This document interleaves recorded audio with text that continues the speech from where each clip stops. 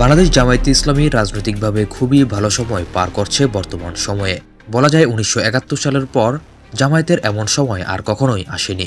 আগামী জাতীয় সংসদ নির্বাচনকে ঘিরে ৩০০ আসনে সম্ভাব্য প্রার্থী ঘোষণা করেছে ইতিমধ্যে জামায়াতে ইসলামী।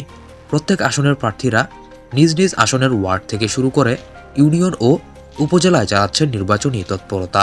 তবে কিছু আসনে বিএনপির মতো না হলেও জামায়াতের প্রার্থী পরিবর্তনের ইঙ্গিত শোনা যাচ্ছে। কারণ এবার জামায়াতে ইসলামী তাদের চূড়ান্ত মনোনয়ন তালিকায় এমন কিছু প্রার্থীদের যোগ করছে যা তাদের ইতিহাসে চমক হিসেবে থাকবে। তাই এই মনোনয়ন পরিবর্তনের ফলে বর্তমানে সম্ভাব্য মনোনয়ন পাওয়া বেশ কিছু হেভিওয়েট প্রার্থীর কপাল পুড়তে পারে। মানে তাদের মনোনয়ন বাতিল করে অন্য চমক প্রার্থীদের মনোনয়ন দেওয়া হবে এই আসনগুলোতে। আবার শৃঙ্খলা ভঙ্গ করার কারণেও অনেক হেভিওয়েট ও সারা দেশে পরিচিত প্রার্থীদের মনোনয়ন বাতিল করার সম্ভাবনাও রয়েছে। তো সেই প্রার্থীরা কারা এবং তাদের জায়গায় কারা আসতে পারে, চলুন এক নজরে জেনে নেই। প্রথমে কথা বললে ইতিমধ্যে ২টি আসনে প্রার্থী বাতিল করা হয়েছে। তার মধ্যে অন্যতম হবিগঞ্জ ৪ আসন। এই আসনের প্রার্থী ছিলেন হবিগঞ্জ জেলা জামায়াতের আমির মাওলানা মুখলেসুর রহমান। তাকে সরিয়ে নতুন প্রার্থী হিসেবে আমার দেশ পত্রিকার সাংবাদিক অলিউল্লাহ নোমানের নাম ঘোষণা করা হয় হবিগঞ্জ ৪ আসনের জন্য। গত সোমবার এক জরুরি রোকন সদস্য সম্মেলনে হবিগঞ্জ ১ আসনের নতুন প্রার্থী হিসেবে সাংবাদিক নোমানের নাম ঘোষণা করেন জামায়াতের সহকারী সেক্রেটারি জেনারেল এহসানুল মাহবুব জুবায়ের। এরপর থেকেই ওই আসনে ভোটের মাঠে অনেকটাই বদলে গেছে হিসাব নিকাশ। ইতিমধ্যে সাংবাদিক নোমানকে ঘিরে সরগরম হয়ে উঠেছে নির্বাচনী এলাকা। দলটির স্থানীয় নেতারা বলছেন, হবিগঞ্জ ৪ আসনে বিএনপির প্রার্থী হিসেবে মনোনয়ন পেয়েছেন দলের জেলা কমিটির সাবেক সভাপতি সৈয়দ মোহাম্মদ ফয়সাল। ফলে চমক দেখাতে তার বিরুদ্ধে জনপ্রিয়তা আছে এমন কাউকেই বেছে নিয়েছে জামায়াতে ইসলামী। এই বিষয়ে নতুন প্রার্থী অলিউল্লাহ নোমান বলেছেন, জামায়াতে ইসলামী আমাকে যে মূল্যায়ন করেছে, যদি মাধবপুর চুনারুঘাটবাসী আমাকে জয়ী করেন তাহলে আমার প্রচেষ্টা থাকবে আসনের প্রতিটি এলাকার সার্বিক উন্নয়ন ও জনগণের কল্যাণ নিশ্চিত করা। লালমনিরহাট ৩ আসন। এই আসনে ইতিমধ্যে প্রার্থী পরিবর্তন করা হয়েছে। এই আসনটিতে জামায়াতের প্রার্থী হিসেবে গণসংযোগ করেছিলেন রংপুর মহানগর ছাত্র শিবিরের সাবেক সভাপতি হারুনুর রশিদ।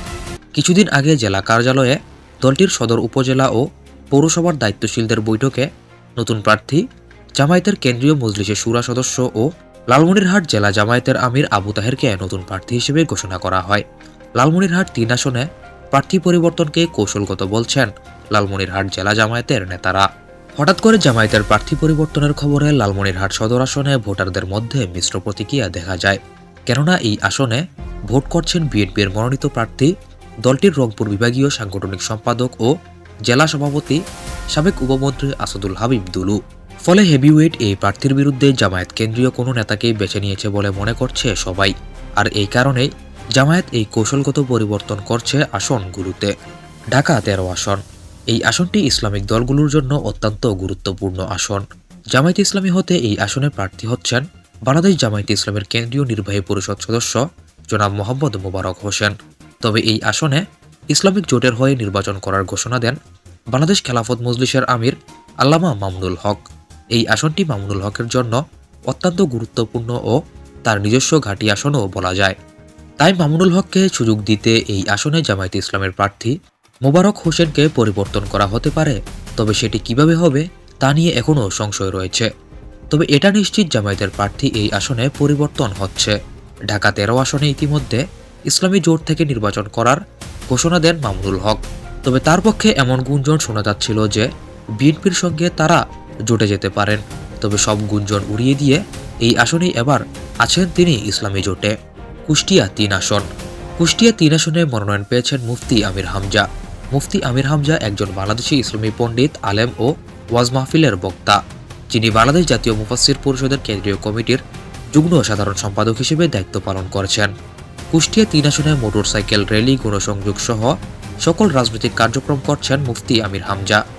তবে বিভিন্ন ধর্মীয় ও রাজনৈতিক অযাচিত ও অগ্রহণযোগ্য মন্তব্য করে বারবার সমালোচনায় পড়েছেন তিনি। তাকে বারবার সতর্ক করা হলেও তিনি এসব মন্তব্য করেই যান। এরপর তাকে আলটিমেটাম দেয় জামায়াতে ইসলামী হতে। তাই এসব কারণে হয়তো যে কোনো সময় তার মনোনয়ন বাতিল করা হতে পারে, এমনটাই সন্দেহ করা হচ্ছে। তবে তার মনোনয়ন বাতিল নিয়ে দল থেকে কোনো ঘোষণা দেওয়া হয়নি, তাই এ নিয়ে নির্দিষ্ট করে কিছু বলা যাচ্ছে না আপাতত। তবে জামায়াতের অত্যন্ত হেভিওয়েট প্রার্থী মুফতি আমির হামজা, তাই তার মনোনয়ন বাতিল হয়তো বাদ নাও হতে পারে। খুলনা ১ আসন। শেখ আবু ইউসুফ। খুলনা 1 আসনের প্রার্থী পরিবর্তন করে বিশাল চমক দেখিয়েছে জামায়াতে ইসলামী। সেখানকার প্রার্থী জেলা জামায়াতের আমির শেখ আবু ইউসুফকে পরিবর্তন করে জামায়াতে ইসলামীর ইতিহাসে প্রথম চমক হিন্দু প্রার্থী কৃষ্ণ নন্দীকে মনোনয়ন দেয় জামায়াতে ইসলামী।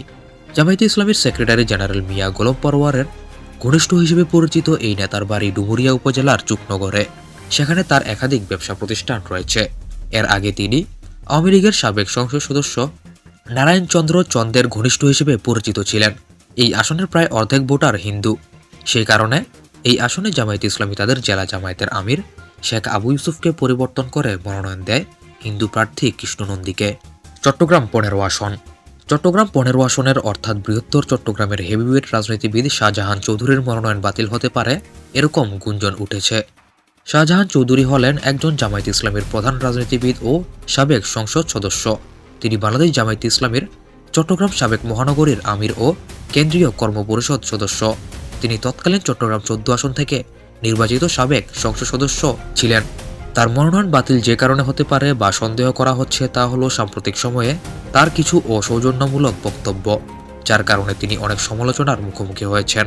তবে তার মনোনয়ন বাতিল করার মতো পরিস্থিতি বা কোনো তথ্য জামায়াতে ইসলামী হতে পাওয়া যায়নি। তিনি চট্টগ্রামের অনেক জনপ্রিয় রাজনীতিবিদ, তাই শেষ পর্যন্ত হয়তো তার মনোনয়ন টিকেই যাবে এই আসনে, তা নিশ্চিতভাবেই বলা যাচ্ছে। পঞ্চগড় 2 আসন। শফিউল্লাহ শফি। দেবীগঞ্জ ও বোদা আসনে বোদা উপজেলা পরিষদের সাবেক উপজেলা পরিষদ চেয়ারম্যান ও বিশিষ্ট ব্যবসায়ী মোহাম্মদ শফিউল্লাহ শফি জামায়াতে ইসলামীর মনোনীত প্রার্থী। তবে এই আসনের মনোনয়ন পরিবর্তন হবে 100% শিওর, কারণ এই আসনে জামায়াতে ইসলামীর অন্যতম জোট সঙ্গী জাতীয় গণতান্ত্রিক পার্টির মুখপাত্র রাশেদ প্রধানকে মনোনয়ন দেওয়া হতে পারে। তিনি এই আসনে মনোনয়ন পাওয়ার ক্ষেত্রে অনেকটাই এগিয়ে আছেন। তার প্রচার প্রচারণাও চলছে তার দল থেকে অনেকটাই এগিয়ে। তাই শেষ পর্যন্ত হয়তো বাতিল হবে বোদা উপজেলা জামায়াতের সদস্য শফিউল্লাহ শফির। রাশেদ প্রধান রাজনৈতিকভাবে এই আসনে অনেকটাই এগিয়ে থাকবেন। সারা বাংলাদেশে তার অনেকটাই পরিচিতি রয়েছে। জামায়াতে ইসলামের সঙ্গে জোটে যাওয়ার ক্ষেত্রে তার অনেক ভোট ব্যাংকও নিজের দখলে নিতে পারবে। তাই রাশেদ প্রধানের জন্য এই আসনটি ছেড়ে দিবে জামায়াতে ইসলামীর এই প্রার্থী।